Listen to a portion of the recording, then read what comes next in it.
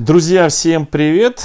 Вчера на одной из своих орхидей, а именно вот на этой вот орхидеечке, обнаружил процесс, который, наверное, у многих архаманов, которые только-только там увлеклись орхидеями, да и которые уже довольно-таки продолжительное время увлекаются орхидеями, обнаружил процесс, который вызывает у многих неприятные моменты. Да.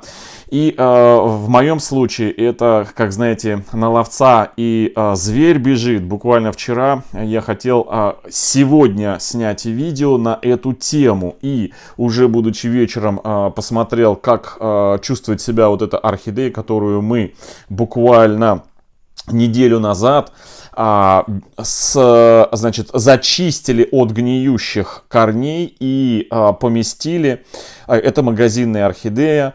Ice Whisper, белый биглип, поместили на наращивание корней вот в моховое гнездо. В мох, между прочим, на минуточку скажу, который буквально недавно покупал, очень хорошего качества, обалденный мох, уже, не знаю, посадил с десяток орхидей, пересадил с применением и мохового фитиля, и с использованием мха добавлял в грунт, и несколько орхидей на наращивание корней тоже из магазинных покупок. И вот на одной, вот именно на этой орхидее появилось то, что, еще раз повторюсь, у многих архаманов вызывает неприятные ощущения. А именно что? Вот хочу вам показать на экране, как раз таки буквально пару дней назад в группе одна из подписчиц, зрительниц нашего канала, участница группы Архамания нашей,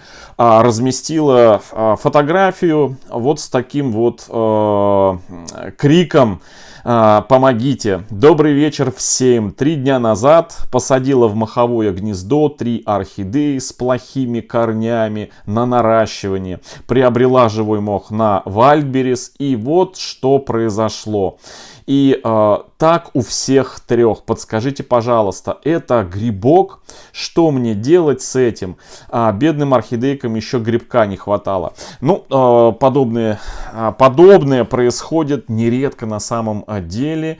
И вот сегодня я как раз-то в этом видео хочу и показать, и рассказать про этот белый пушок, который у нас, там, кстати, в комментариях дают советы.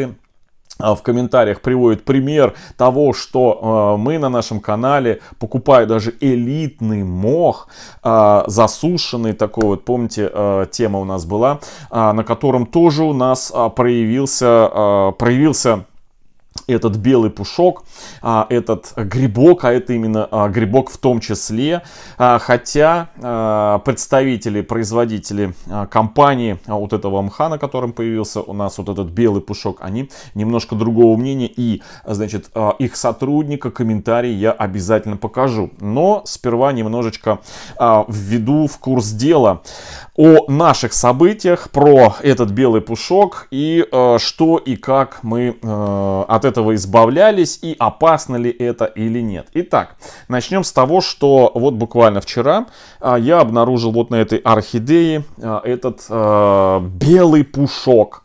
Если вы обратите внимание, вот туда на основание вы увидите этот белый пушок. Его, в общем, хорошо видно. Ну, по крайней мере, я не знаю, как камера передает, но я постарался, чтобы было видно освещение. Вот здесь вот такой белый налет, белый пушок. Ну и вот здесь вот его видно, как, знаете, как туманка такая вот. Значит, он такой тоненькие волосиночки. Знаете, как будто какой-то пух, как паутинки, что ли. Вот такие вот, значит, вот такая вот вещь. Сразу скажу, значит, буду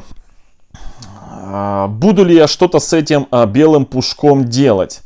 Нет. Давайте мы как раз таки и понаблюдаем, что будет вот с этой вот орхидеей, на которой появился, значит, на основании вот этот вот белый пушок. Ну, понятно, мы будем следить за состоянием орхидеи, что с ней, как происходит, и посмотрим, влияет этот как-то пушок на орхидею, либо не влияет. И, значит, почему я это хочу сделать.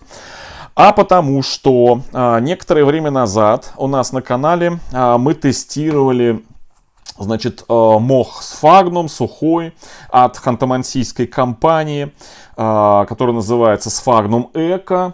Это наши российские ребята, которые научились производить мох, ну, по крайней мере, по внешним своим физическим качествам, такой сплюснутый, засушенный, не хуже новозеландского мха спагмоса.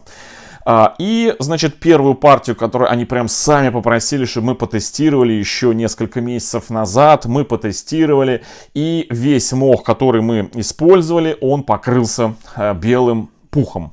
Вот таким белым пухом, о чем я показывал, все это дело рассказывал. И тот мох, который в емкости мы размочили сухой, и тот мох, значит, орхидеи, который мы сажали в этот мох. Одна из которых у нас вот эта представительница есть. Одну мы уже разыграли. Розовое яблоко, по-моему, орхидея была. Она досталась одному из зрителей нашего канала. В мхе она была. И вот вторую мы оставили в черном вот таком вот чехольчике. Это я специально этот чехольчик оставил, чтобы у нас мох не темнел, потому что он в последнее время стал на него свет попадать, и он стал темнеть. Так вот, значит, после пересадки этой именно орхидеи у нас появился тоже на поверхности вот мох, пушок. И вот здесь сейчас уже не видно, были воздушные карманчики, в которых тоже вот такой вот белый пушок имел место быть. Но особенно его было вот в этом пространстве между кусочками коры сверху. Это дубовая кора, которую сверху мы присыпали для того, чтобы он у нас не зеленел. Вот так, как видите, сейчас здесь зеленеет, да, темнеет, это водоросли. Вот чтобы сверху. И вот когда после пересадки у нас вот в этих вот воздушных карманах у нас появился вот этот вот белый пушок. Что мы сделали? Ну, как вы помните, у нас есть плейлист на канале, как так и называется, российский мох Sfagnum. И вот там есть видео, где мы просто взяли вот такое средство триходерму, вот такую средство триходерму, и пролили обе орхидеи вот этой вот триходермы. И буквально одного раза хватило, чтобы вот этот мох, он сошел на нет. То есть после пролива даже я подготовился снимать видео второе со второй обработкой триходермой, включил камеру, начал смотреть, второго раза не понадобилось, потому что мы не обнаружили этого мха. То есть после одной обработки было достаточно вот этой триходермы, она всю эту патогенная ли эта среда или какая-то полезная среда, мы не знаем. Мы только визуально видели этот белый пушок. И вот, значит, некоторое время назад, ну, неделю, наверное, назад, значит, производители этого мха прислали нам на тестирование, учли все свои плюсы, минусы, прислали новую партию новой своей продукции, вот этого мха Sfagnum, где мы делали распаковку этого мха. И вот, друзья, ну мы буквально в ближайшие дни, может быть завтра, послезавтра, сделаем вновь посадки в этот мох обязательно. И будем в режиме онлайн смотреть, что происходит. Так вот, под тем видео, где мы распаковывали, я вам сейчас вставлю комментарий одного из работников этой компании, команды Sfagnum Eco, ханты-мансийской, где он написал нам вот такой комментарий, я его закрепил, чтобы все видели. Здравствуйте, Георгий, рады вашим успехам и спасибо, что дали нам второй шанс. Мы не прячемся от наших потребителей и готовы нести ответственность за каждый случай несоответствия качества нашего продукта. Перед нами стоит нелегкая задача сделать лучший продукт на рынке. Сложности присутствуют, мы изучаем каждый случай и реагируем на него. Ни одного нашего клиента мы не оставили без внимания. Более того, мы являемся единственным продавцом на всех маркетплейсах для того, чтобы мы могли реагировать на обратную связь по продукту и строго контролировать его качество. Если это будет уместным, мы изучили белый налет в виде паутинки, в редких случаях возникающий на поверхности мха из брикета, и наши ученые пришли к единому мнению, что это не что иное, как колония колония почвенной бактерии Bacillus subtilis, сенная палочка. Вот здесь я немножко хочу отступление сделать. Значит, вот эта вот сенная палочка, она присутствует в таких средствах, как фитоспорин, по-моему, да, у нас бактерин, вот эти вот средства, сухие порошки, которыми мы обрабатываем в том числе и орхидеи от гниения. То есть это именно сенная палочка присутствует во многих препаратах, которые используются в садоводстве, ну и мы вместе с вами на орхидеях. Вот что дальше пишет. Значит, сенная палочка — это вид грамоположительных спорообразующих факультативно аэробных почвенных бактерий. Бесцветная прямая палочка размером примерно 0,7 мкм в толщину и 2-3 мкм микрон, я так понимаю, в длину, размножается делением и спорами. Один из наиболее хорошо изученных микроорганизмов, широко распространена в природе, безвредна для человека и животных, имеет исключительно ферментативную активность. Сенной палочкой называется из-за того, что первоначально изолировалась исключительно из сенных отваров. Штамм этой бактерии, оказавшись в благоприятных условиях, быстро размножается, образуя колонии в виде белых нитей или ватных шариков. Bacillus subtilis производит антибиотики и способна закислять среду обитания, из-за чего выступает антагонистом патогенных и условно патогенных микроорганизмов, сальмонеллы, протея, стафилококков, стрептококков, дрожжей, эшерихей, шигелла, клепсиэл, колостридий и прочее. Продуцируют ферменты, удаляющие продукты гнилостного распада тканей, синтезируют аминокислоты, витамины и иммуноактивные факторы. Более того, мы пошли дальше. Как выяснилось, антибактериальные свойства нашего сфагнума здесь доказывают свое превосходство. И если ничего не делать с этой плесенью в течение нескольких дней, то мох сам успешно справляется с этой бактерией. Белая паутинка просто исчезает с поверхности. С уважением к вашему каналу и громадному опыту команда Sphagnum Econ. Вот Алексей Емельянов, друзья, оставил вот такой комментарий. Это что касается именно их продукции, их мха, который первоначально они продают как засушенный, и потом мы его размачиваем и применяем. В нашем случае, значит, вот в этом, где мы несколько месяцев назад применяли, вот как раз таки та ситуация была, о которой вот он рассказывает.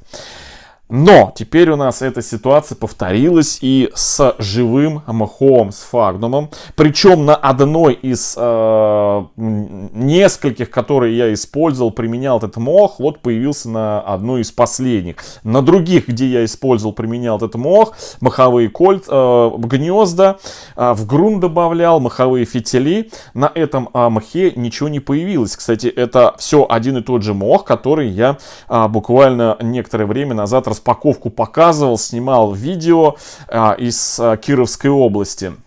Мох от Анжелики. И вот у нас вот на этой орхидее вот этот белый пушок проявился.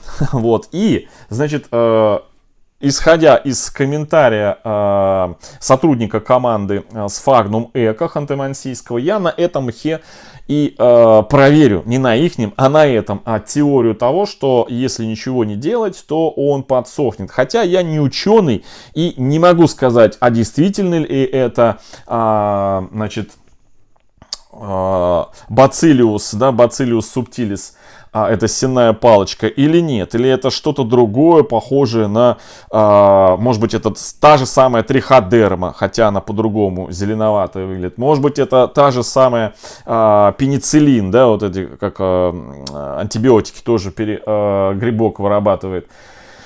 Мы не знаем, ни я, ни вы, и даже, наверное, профессионал, имея какое-то специальное оборудование, не скажет это сразу с наскока, да, то есть это нужно в лабораториях смотреть и с чем-то сравнивать. В общем, в любом случае, наблюдаем вместе с вами за этой орхидеей, ничего не делаем и следим за состоянием. Если вдруг в состоянии будут какие-то у нас изменения в плохую сторону, я имею в виду, то мы сразу вмешаемся и прекратим это наблюдение. Но мне интересно, что будет с этим пушком.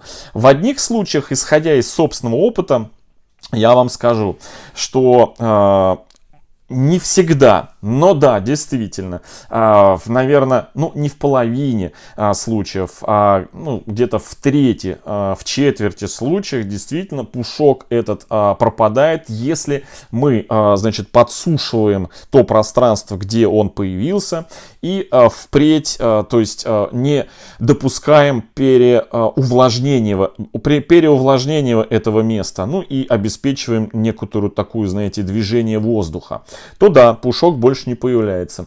В других случаях не в укор будет сказано команде Sphagnum eco, когда, значит, специалист утверждает, что через несколько дней он исчезает, но в одной из емкостей, из двух, где мы замачивали их мох Sphagnum, и я вам это показывал в видео,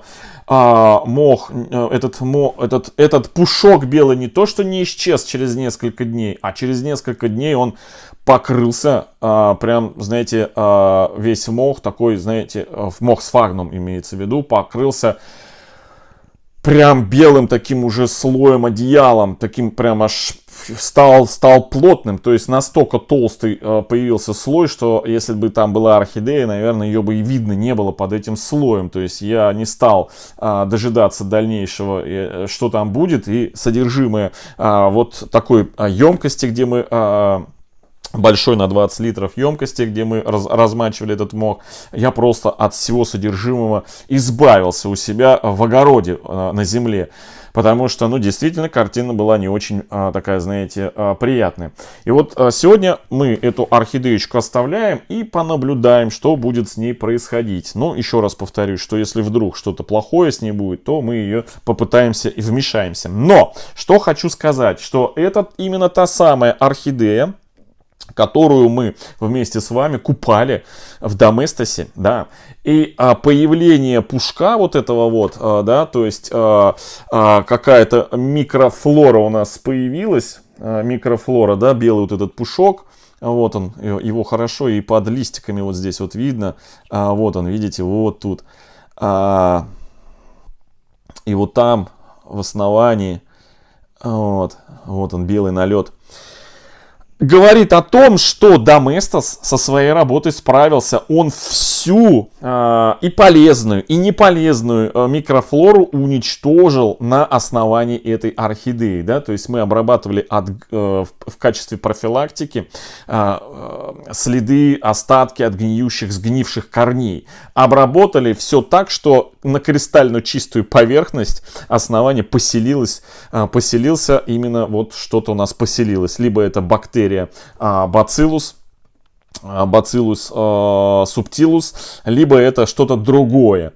Ну, мы уже знаем, что это появляется на стерильно чистую поверхность, которой и оказалось основание именно вот этой вот орхидеи, которую мы в Доместосе обработали.